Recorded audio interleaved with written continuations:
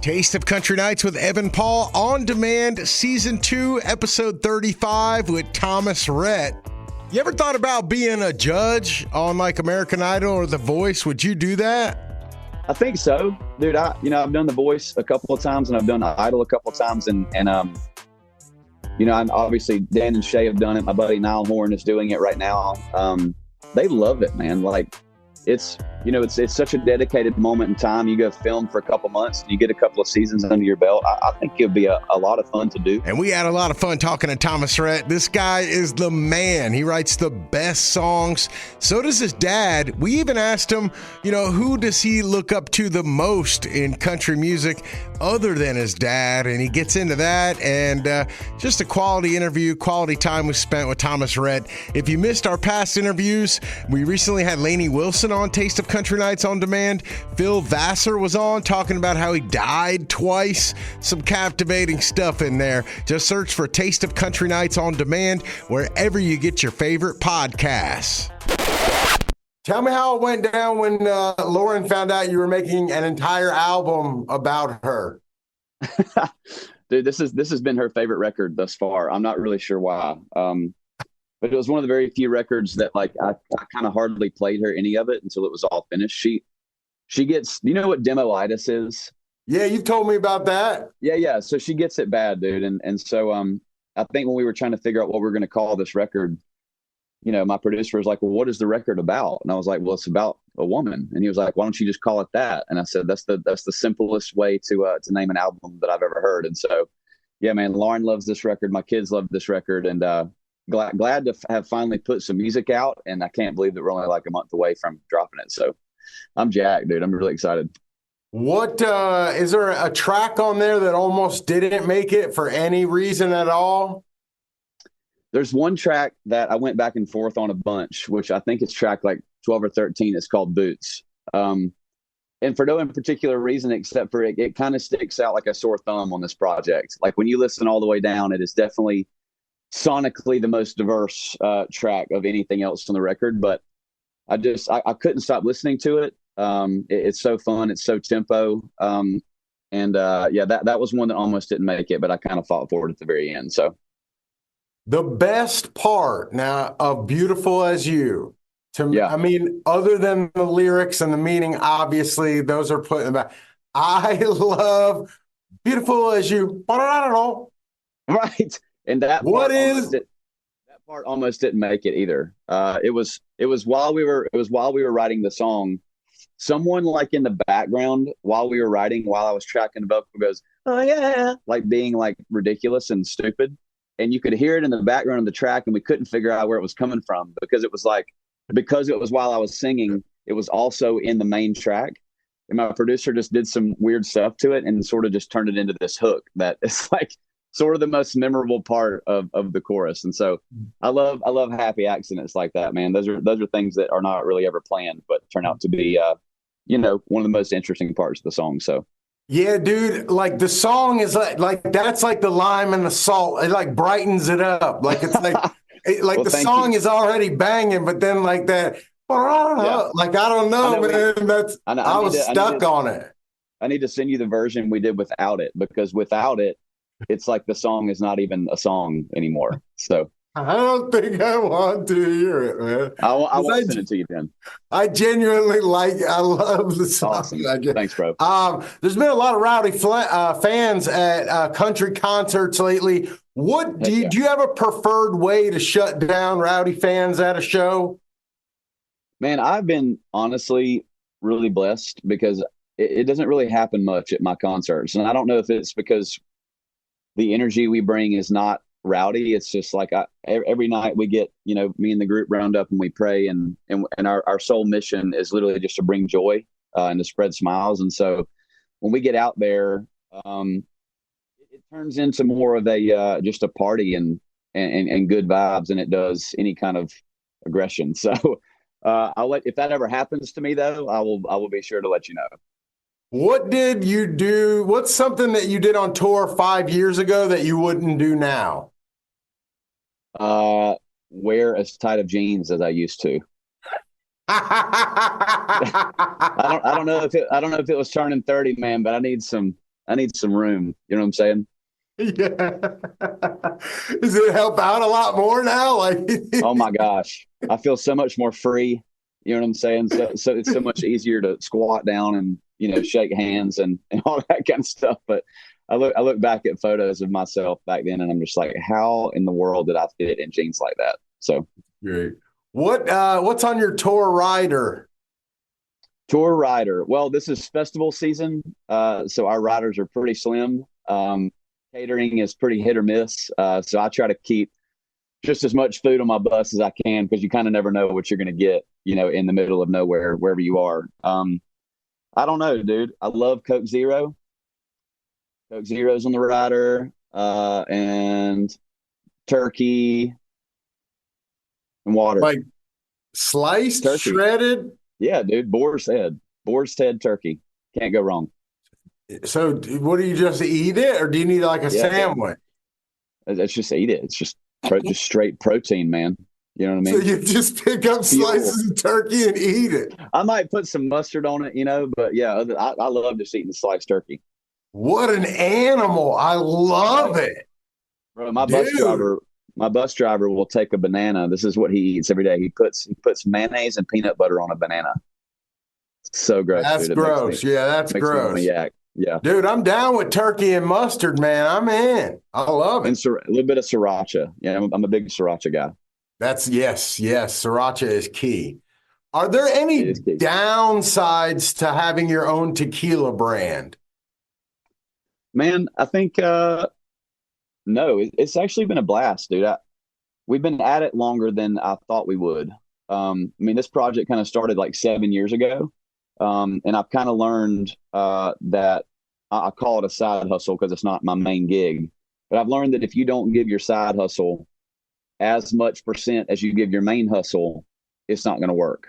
And so I think I've had to learn that the hard way over the years. And especially there's a lot of quote unquote, celebrity liquor brands out there. And my cousin and I, who started it together, never looked at it like a celebrity brand do. We honestly didn't think it would do what it's doing now. We kind of just wanted to create a tequila that our friends and family thought was cool, and we bring it with us everywhere on the road. And everybody that tries it is like, dude, this is the smoothest tequila that I've had. And I'm like, yeah, absolutely. So it's been a learning curve for sure, man. But I feel like my cousin and I have finally gotten a grip on, how to promote it and how to get it in front of the right people. And it's actually been a blast.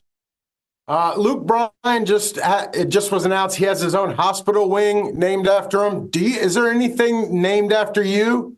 Is there a Thomas Rhett, something that we don't know about? I don't think so. Dude, let's get that going. What should be named after me? A street? Man, I think we could go with something with like for hair or beards. Oh my gosh, yeah. You know what I'm saying? I need to come out with a beard line, dude. Or Thomas Rhett Supercuts or something like that. Supercuts, absolutely. Yeah. We can make that happen. Would you be a good coach on The Voice or Idol? I think so. Dude, I've done The Voice a couple of times and I've done Idol a couple of times and I'm obviously Dan and Shay have done it. My buddy Niall Horn is doing it right now. They love it, man. Like it's such a dedicated moment in time. You go film for a couple months and you get a couple of seasons under your belt. I think it'll be a lot of fun to do. And it's always fun, man, seeing new talent and seeing, if you have the skills and the knowledge to be able to kind of help somebody that's just got a talent and turn it into a career. I think that would be a blast of a job. Okay. Which country legend's footsteps would you want to follow in? Oh man. What era? 90s, 80s, 2000s? You pick, man. Well, the first person that comes to my mind is my dad, and I feel like I'm following in his footsteps pretty well. Probably George Strait, dude. I feel like in this day and age, obviously I haven't been around long enough to know what it feels like to sing for 60 years, but you look at somebody who literally decade after decade after decade after decade just continues to put out quality music. And at some point, man, you're just like, man, I'm a legend at this point. And George just goes out there and plays 20 stadium shows a year and packs them out. And so I think George has had one of the most solidified, careers in this lifetime. So Okay, and then on the flip side of that, you're a writer. You wrote 13 out of the 14 songs on this album. Yeah. Who would you want to specifically write for that you haven't yet? To write for? I don't know, man.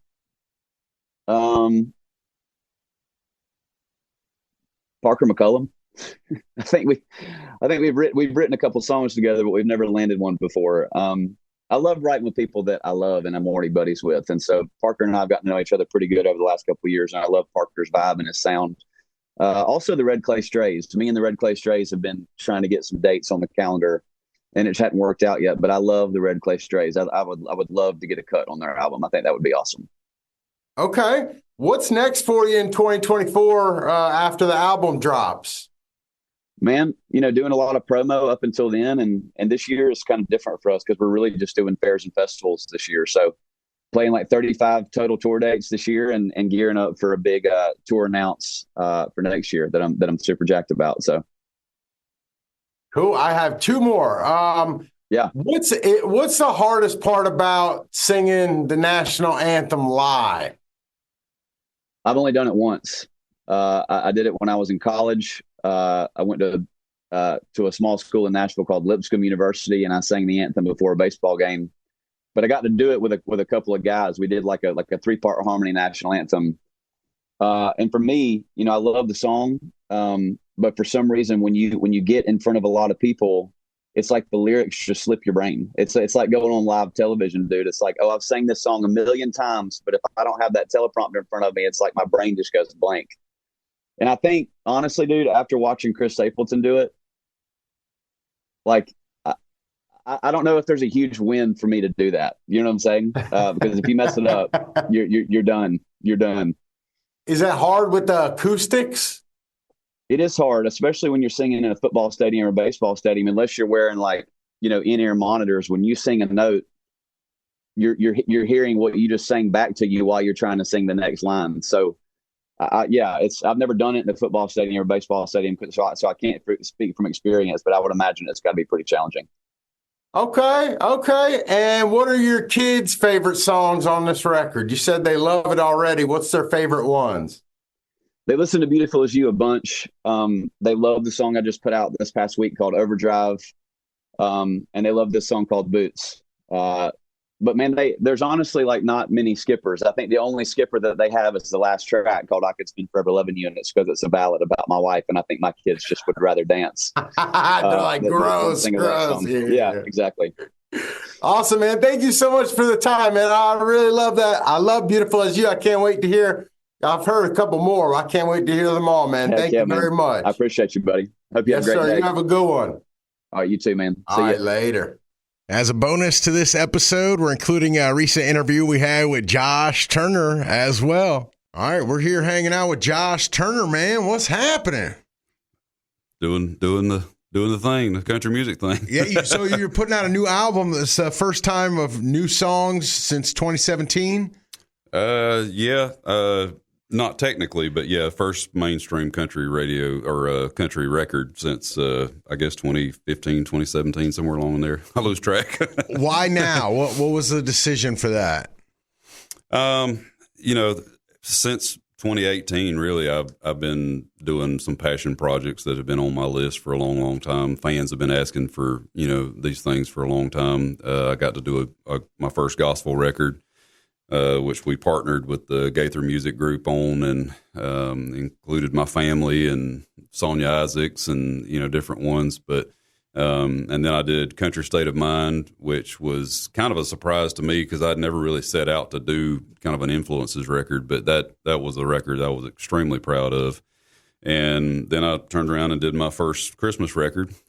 Also did a live performance DVD with that with the Gaithers again. And so it was just a lot of fun, and fans just really ate it up. And so once I kind of did all of those records, it's like, I was just kind of missing doing the mainstream country thing. And so it just made sense. You wrote the title track to this album. It kind of tells your story. It name checks a lot of people. What was the need to put that out now? My producer fell in love with that song the first time he heard it, and I didn't know how to think about it or what to think about it because it just kind of seemed a little arrogant, which I didn't know how my fans would take that. But he was like, "That's what I love about it." He's like, it's kind of like a rap song. He's like, "Hey, look what I've done," and he's right. Like, well, young people just love it. So, John Anderson's part of your story. How do you feel about him getting into the Hall of Fame? I was over the moon excited when I found out about that, and I called him right away, and we talked that morning, and just it was well deserved. And I've been kind of waving the John Anderson flag for a long time at the Opry and just throughout the industry and the business. I've had him on several of my records. We've co-written a bunch of songs, and he's just been a huge mentor to me and a friend to me ever since I got in this business. So he and I have done a lot of life together, and I just love him to death. So you wave the white flag, you got him in. Who's next? Who's being overlooked right now?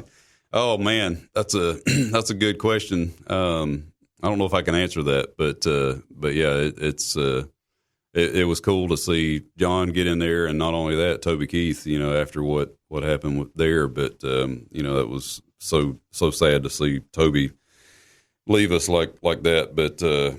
But yeah, it'll be a good class this year. 20 years since the Long Black Train. Take me back to like when that first came out. Did you have any big splurge purchases? I mean, you might have been a little more. That was the big splurge. Yeah. I was tired of living in apartments, and so it was time. Were you pretty confident back then, or did all that kind of surprise you at what was happening? Yeah. I mean, I was confident in a lot of ways.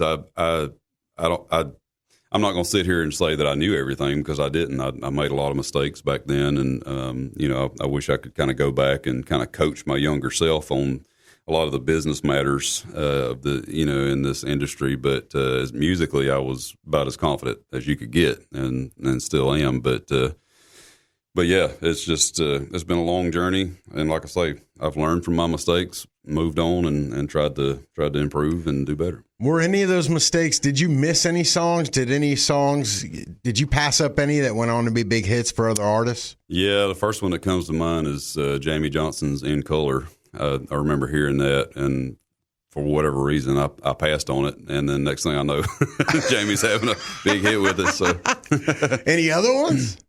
Yeah, there was some other minor ones. There was a Travis Tritt song, "Country Ain't Country No More," I think was one of them, and apparently, and I don't even remember this, but I'm driving into town one morning and I hear Montgomery Gentry singing "Lucky Man," and I texted my producer. I'm like, "Man, have you heard this Montgomery Gentry song? This is incredible." And he's like, "Yeah, you passed on it." I was like, "Okay, I don't even remember that, but I'll take your word for it." What contemporary country artist would you want to cover one of your classics on one of their records? Oh man, that's a good question.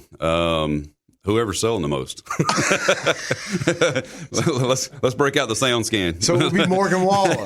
Yeah, there you go. Do you get recognized on the phone? Oh yeah. Like when you pay your bills or something? Well, and out in public too. I usually try to let everybody else do the talking when I'm out in public, because usually I can get away with it on the looks side. I can just throw a hat on and I'm good. But the second I open my mouth, it's like dead giveaway. Give me an awkward time where it was like were you getting like a vasectomy and they were like, "Oh, hey," No, I am not on that list, by the way. Okay, all right.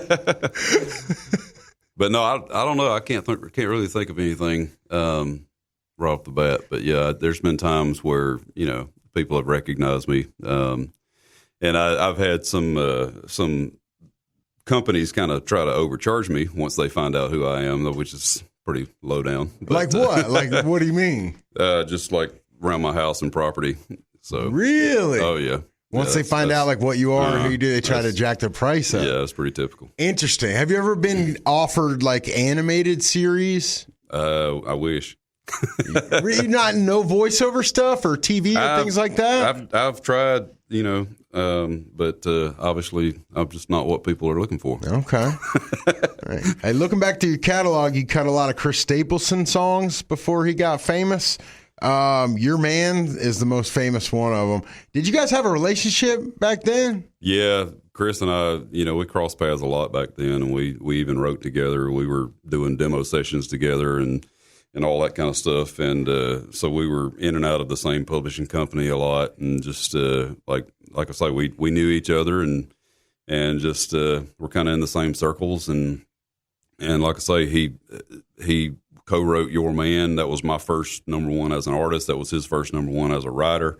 So it was a big song for both of us, still is. And yeah, I've cut several of his songs. He actually sang background vocals on Loretta Lynn's Lincoln on that record. But yeah, Chris and I have known each other for a long time, and it's still kind of surprising to me to see how big he got, as an artist, because I never knew he wanted that. I thought he always just wanted just to be a writer and be behind the scenes. Wow. So once he started getting all the accolades and doing that, you were like, wow, you knew he could sing. You just didn't know it was to that level. I've always known he was talented, but like I say, I just never knew he had a passion to be an artist. But is there a chance now, full circle, other than background vocals, you guys could work together again? Possibly.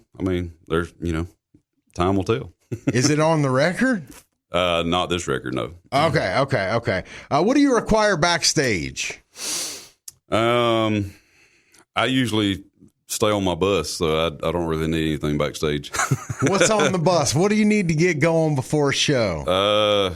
I have my routine. I usually kind of eat a couple of hours before I have to do anything, and then so I'll take an hour to eat. It never takes me that hour, but I just have that hour so I don't rush. And then I spend an hour kind of getting ready, taking my time, kind of, getting my head right, getting ready for the show. And then I just kind of, at the end of that hour, I kind of sing a little bit, just get warmed up and get ready to go. And then I meet up with the band. We say a quick prayer and go do our thing. What's your pre-show meal? It's different every night. Okay, so, there's no. But I do try to eat kind of light and kind of blend. I don't do spicy, fried, heavy stuff before a show. Okay, it'll right. backfire. What's next for you after the album and everything coming up? Good question. I'm just I'm out on the Greatest Hits tour right now, just promoting my Greatest Hits record, and so next year I'll be promoting this new record pretty heavily on the road, and so. We'll have a good year and a half worth of doing that, and beyond that, I don't know. You gonna slow down ever?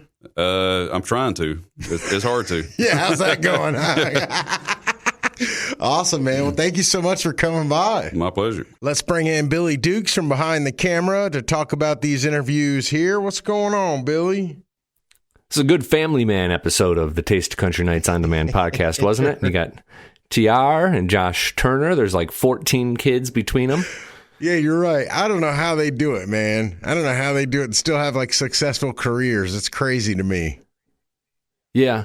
What was your favorite part about the Thomas Rhett interview? I mean, we got a lot from him, and he was a lot of fun to talk to. Was there something that stood out to you? Yeah. When I personally first heard Beautiful As You, I thought I loved that part of the song that's like... that was my favorite part, asking him about that and hearing that story, which, I probably wouldn't have been out there if, I don't know that anyone else asked him about that, but I thought it was really cool to hear how like someone kind of messing around in the background can make a song. He said, it wouldn't even be a song without it. I was amazed that there was a story to tell. Like when you asked that, I thought to myself, well, this isn't going anywhere. And wouldn't you know it? He had something to say about it. There you go, man. You just never know. You just never know. I figured there had to be a story behind it, because how does a noise just say, hey, we need a noise right here? I don't know. Yeah. I still have other questions about it. Like whose actual voice was it? He said like I thought. And the other part of the interview I liked was, him talking about George Strait and his dad, and how he thinks his dad's proud and he's, reached that level and who he looks up to. I didn't know he would say anyone else other than his dad, so I thought that was cool. I liked hearing him talk a little bit about the voice in American Idol, because I think he's kind of reaching that stage of his career where like TV sort of feels like the next logical step. Yeah, that would be cool. I just don't think he has time, man. I don't know how he would do it and still be as dedicated to music.